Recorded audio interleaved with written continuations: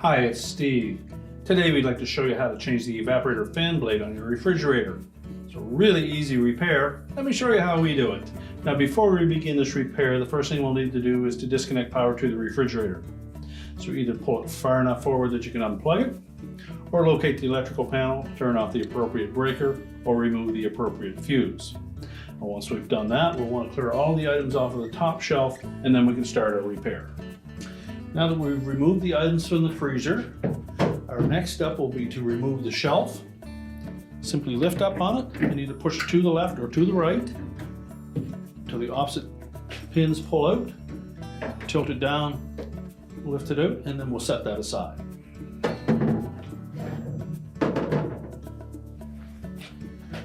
Now our next step will be to remove the air cover at the back.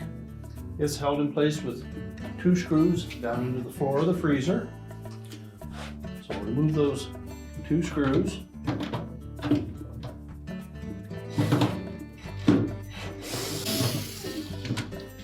And simply lift that cover away from the back wall, and we'll set that aside.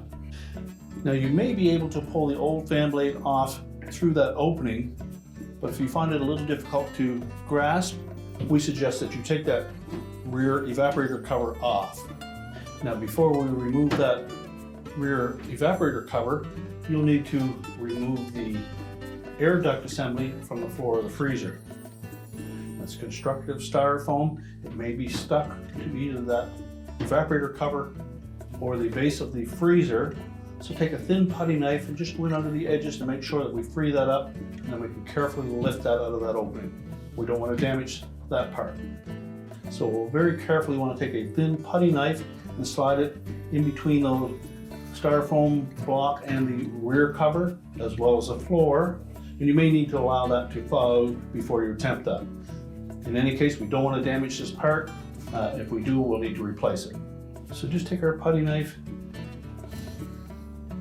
very gently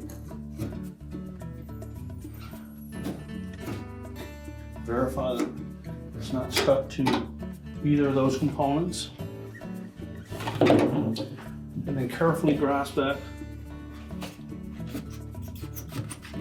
and just pull it up out of the base of the freezer.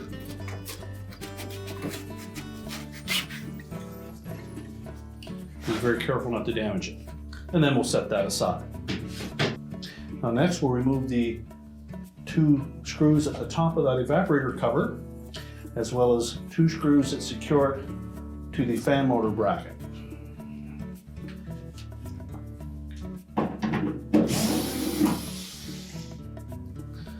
The screws that secure that back cover to the fan motor bracket are typically 1/4-inch hex head screws,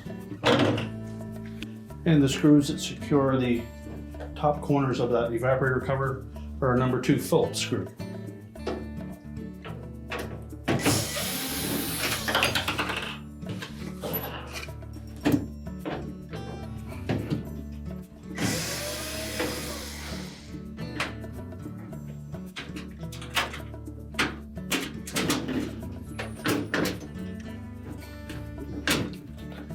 Now next we'll need to disconnect the wire harness to that evaporator fan motor. Simply depress the locking tabs and separate the harness. We'll also need to disconnect this ground wire from the terminal over on the left hand side at the top of that evaporator. Use caution when working around that evaporator, as those fins may be quite sharp. And if it doesn't pull off easily, we'll use a pair of needle nose pliers. Remember, just grasp the terminal and not the wire itself. Pull that off. The next, we'll take the 2 mounting screws out to secure that bracket to the back of the freezer wall.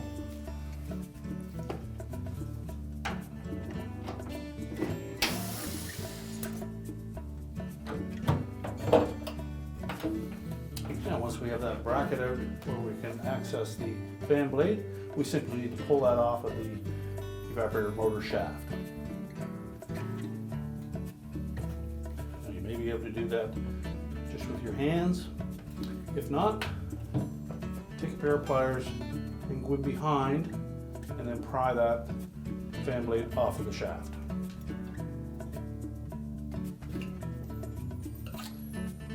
We can discard the old fan blade.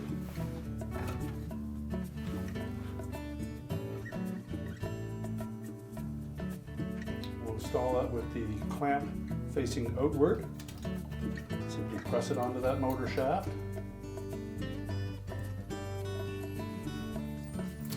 What we want to aim for is for the center of that blade to be roughly in line with the outer edge of that mounting bracket.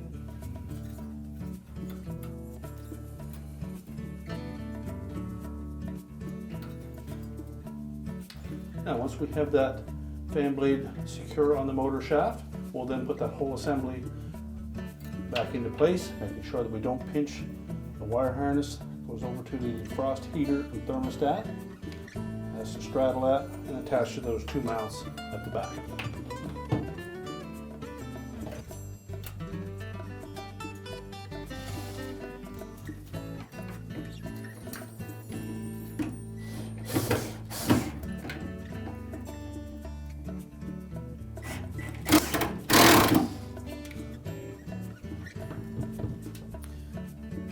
Now with the bracket securely mounted, we'll reconnect the wire harness.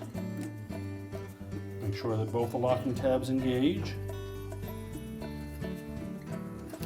And also be sure to reattach the ground wire to the terminal on the evaporator bracket.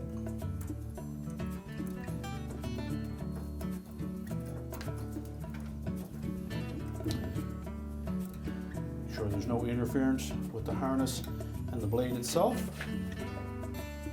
And then we're ready to put the evaporator cover back on. So we'll take that evaporator cover. We'll begin by sliding the left-hand side into position in behind that harness connector on the left side wall.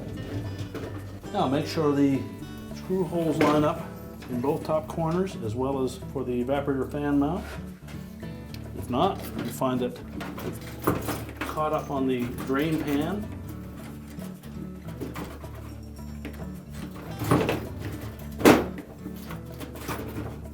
So just make sure that when we have that evaporator cover in place, that the lower edge is in front of that plastic mount for the air duct, and that all four screw holes line up, the top two corners, and the two for the evaporator fan motor bracket. And we'll secure it.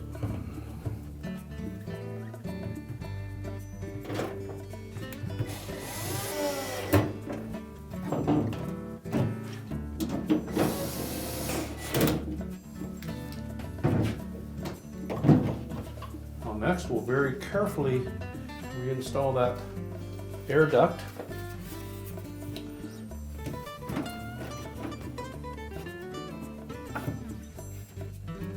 It should slide in fairly easily. You don't want to force it.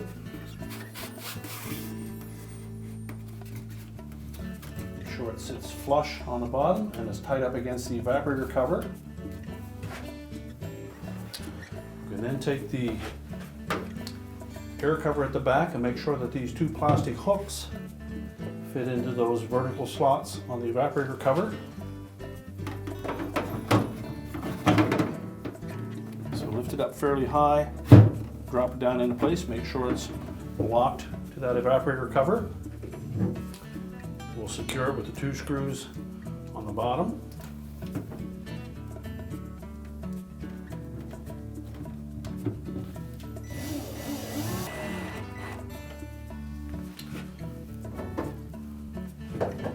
We can then reinstall the shelf. We'll begin by tilting it either way. We'll line up two of those pins at the top, lift them up fairly high in those slotted openings.